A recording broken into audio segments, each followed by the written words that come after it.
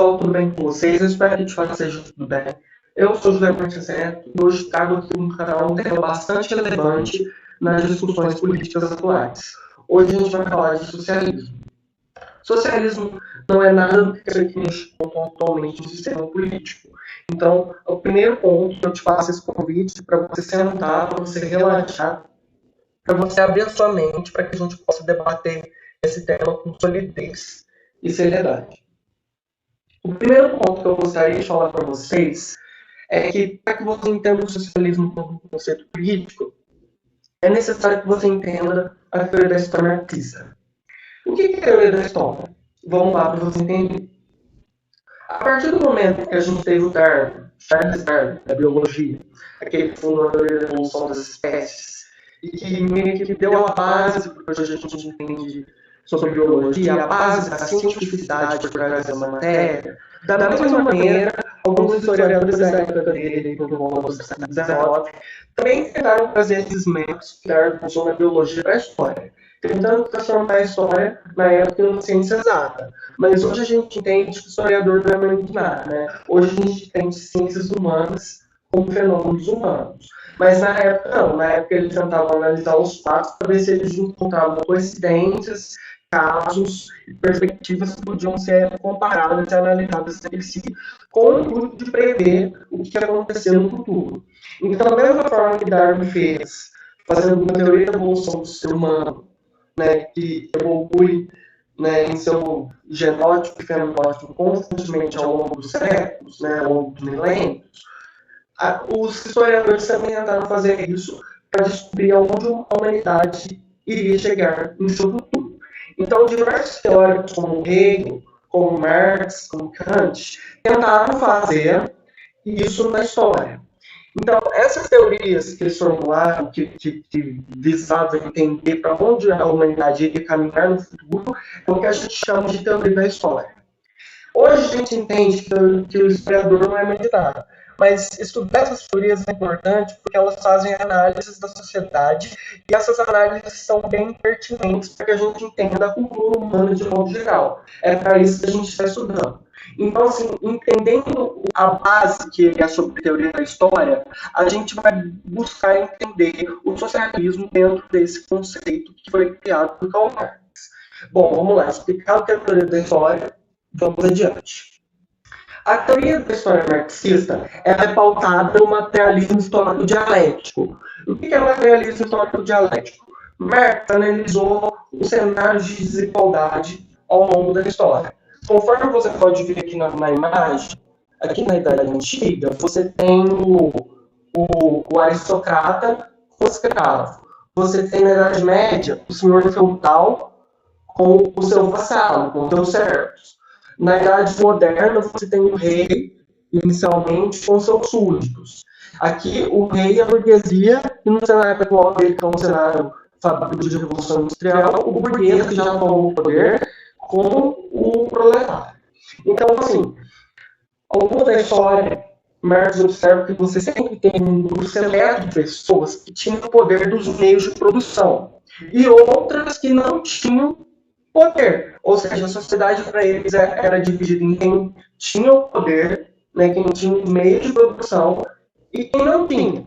E quem tinha os meios de produção comandava para onde a sociedade iria em seus mais variados cenários políticos. Então, assim, a partir do momento em que Marx formula essa teoria, ele passa a entender o materialismo histórico como a base do que é necessário para que o ser humano produza. E a partir disso, essa base, que é o que Marx diz, trouxe até uma definição. Meios de produção são elementos que são controlados pela classe dominante que geram grandes riquezas. Ou seja, ao longo da história você tinha grupos de super ricos e esses grupos dominavam os grupos que eram, assim, mais, vamos dizer, menos abastados. Assim, se a gente for trazer para o cenário atual hoje em dia para a gente trazer essa nossa realidade, Marx não está falando de você que tem um sítio, você que tem um rancho, você não detém os meios de produção. Os meios de produção, hoje em dia, se Marx fosse um contemporâneo, eles estão na mão de 1% da população sabe, a gente não tem nem acesso. Conforme nós aqui na matéria da Carta Capital, 2/3 da riqueza do mundo são acumulados por 1% da população. As pessoas que de fato detêm o monopólio do sistema e dos meios de produção são 1% da população. Então, não é o seu pai que tem uma fabriqueira, que tem um pequeno empreendimento, seu pai é pobre, entendeu? E se reconheça como tal, vocês são proletariados à visão marxista. Então, assim, porque os detentores do meio de produção é esse 1%. Então, é desse 1% que Marx falava ao longo da história, seja na Idade Antiga, onde o aristocrata tinha poder, seja nos mais diversos cenários da Idade Média, seja na Idade Moderna. É disso que o Marx está falando. Eles são os detentores do meio de produção, ou seja, as bases que uma sociedade tem de produzir e gerar riqueza. É isso que Marx está interpretando ao longo da história. E da mesma forma que ele analisou que os burgueses eles acabaram derrotando os absolutistas numa luta, em que eu já expliquei no vídeo de liberalismo, numa luta por direitos sociais, Marx analisou que cedo ou tarde o proletariado também iria fazer sua luta de protagonismo por direitos e por participação política. Ou seja, Marx defendia que cedo ou tarde, na sua teoria da história, o proletariado iria tomar o poder. E não era porque ele defendia os pobres, não. Era porque esse era o curso natural da história. O proletariado, que está abaixo na pirâmide social, ele iria tomar o poder que está na mão do burguês para fazer uma sociedade planificada onde só existe uma única classe social, que é a classe trabalhadora. Hoje, no nosso cenário, você tem uma classe que é a do burguês, né? Naquele cenário que Marx analisou, e a classe do proletariado. O proletariado tomaria o poder, né? E faria uma única classe, só que a classe planificada dos trabalhadores. Essa luta não era em favor dos pobres, mas Marx entendia que isso seria, como eu falei, um ciclo aí natural da história. Ou seja, Marx não é São Francisco de Assis, que era pobre, que ficava ao lado dos pobres, não. Marx era um teórico da história. E a partir disso, a partir do momento que os trabalhadores fizessem esse movimento de transformar uma economia dividida em classes numa economia onde só existe uma única classe, que ele formula tanto o socialismo quanto o comunismo. Mas quais são as bases desse sistema, depois que os trabalhadores tomam o poder, que ele vai chamar de socialismo? O socialismo seria um sistema no qual os meios de produção, que foi colocado na explicação, de domínios coletivos, ou seja, aqueles meios de produção que geram a grande parte da riqueza da sociedade pertenceriam ao Estado, e ao Estado caberia fazer a distribuição dessa riqueza. Então, assim, o Estado como uma outra instituição. Então, assim, perceba que enquanto a riqueza está concentrada nas mãos de poucos indivíduos, aqui se visualiza mais o coletivo ao invés do individual, como é nas noções liberais. Aqui, ao contrário do liberalismo também, que só visava uma igualdade sociopolítica, aqui o socialismo visa eliminar também as desigualdades socioeconômicas. Porque na visão do socialista, a economia, ou seja, o quanto de dinheiro que você tem, molda a base do seu capital cultural, entendeu? Então, assim, para que todos tenham acesso a serviços básicos, é importante para o socialista, até para manter uma base planificada, que todos tivessem mais ou menos os mesmos recursos garantidos. E para isso seria necessário um planejamento central, onde o Estado ou alguma outra instituição, sob comando do Estado, meio que, como é que eu posso dizer, meio que distribuiria essas riquezas conforme a necessidade da classe dos trabalhadores. Essa é a base do planejamento central. E a outra é tentando enfatizar o bem-estar social, a qualidade de vida, tentando proteger e garantir serviços básicos a todos os cidadãos. Né? Essa é a base do que Marx chama do estágio inicial do socialismo, ao qual o Estado seria necessário para criar uma cultura de tolerância, de respeito entre as pessoas, uma cultura pautada não no individualismo, mas no coletivo. Então, o que é socialismo? Um sistema socioeconômico baseado na coletivização dos meios de produção, que foi o que eu falei para vocês. Distribuição equitativa da riqueza, porque aqui vale o coletivo e não o individual. A riqueza não pode ser acumulada sobre 1% mais rico.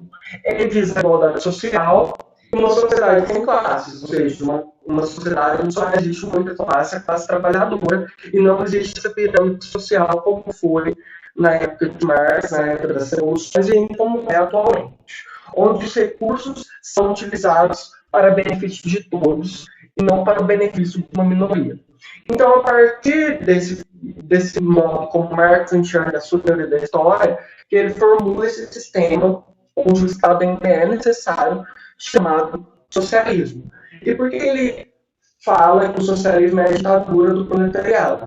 Porque em meio à exploração que o pessoal sofre por conta dos burgueses no cenário de revolução industrial, onde a galera estava trabalhando sob péssimas condições, quando os trabalhadores tomassem o poder em benefício de todos, eles não sairiam do poder. Mas isso não significa que você não tinha alternância de poderes entre as pessoas na sociedade, mas que todos seriam reconhecidos a partir dos como trabalhadores. Não teria ninguém sobrepondo ninguém. Essa é a base. E a perspectiva futura do socialismo? O socialismo ele é muito incerto, porque as sociedades hoje como Cuba, Venezuela, China, que se denominam socialistas, na verdade não são. Mas jamais diz que a sua casa é um meio de produção. A sua casa não é um meio de produção. A partir do momento que, como você tem em Cuba ou na Coreia do Norte, o Estado determina onde você vai estudar, o que você vai fazer, isso é mais um totalitarismo do que um socialismo propriamente dito. Ou seja, Marx está se virando um túmulo. São totalitarismos inspirados nesse tipo de visão, mas que não são o que realmente pensa um socialista. Né? Um socialista de verdade que busca uma sociedade mais justa, mais livre e equitativa. Tanto que hoje os socialistas não defendem mais, de certa forma, um socialismo de Estado, onde esse Estado ele é sufoca. Ao invés de provocar a igualdade, provoca o igualitarismo entre as pessoas. Mas os socialistas atuais, das principais correntes, defendem um socialismo democrático, onde todos teriam como participar do sistema político. Essa é a base do que a maioria hoje defende no século XXI. Então não dá para a gente demonizar, não dá para a gente achar que isso é um xingamento, porque não é. São pessoas que visam garantir a igualdade sociopolítica e socioeconômica, e pautado nesse raciocínio histórico, pautado em todas as explorações que o proletariado viveu ao longo de séculos, conforme Marx observou, na sua teoria da história, tem fundamento, tem razão. Então, assim, não estou dizendo que, enfim, vamos fazer uma revolução, mas tem seus motivos e é uma teoria a ser respeitada. E como estágio do socialismo, assim, que esse Estado não se torna mais necessário, se todos aderiram à cultura da coletividade, aí a partir disso você tem o comunismo, que é um tema que eu vou falar nos próximos vídeos. Então, assim, a partir da teoria da história marxista, Marx formula diversos conceitos que mostram a exploração do trabalhador e que interpretam o sistema econômico. Por isso que é importante o estudo de Marx hoje nas escolas, nas faculdades. Esse diálogo é muito importante para não gerar analfabetos políticos e para que você entenda que hoje ainda existem pessoas que trabalham de maneiras precarizadas, o Estado deve zelar por essas pessoas, o Estado deve garantir o bem-estar social, ao mesmo tempo que garante também as liberdades individuais. Então vamos pensar criticamente as coisas. Não quero dar aqui. Então é isso. Essa foi a ideia do vídeo. Espero que você tenha gostado. Muito obrigado.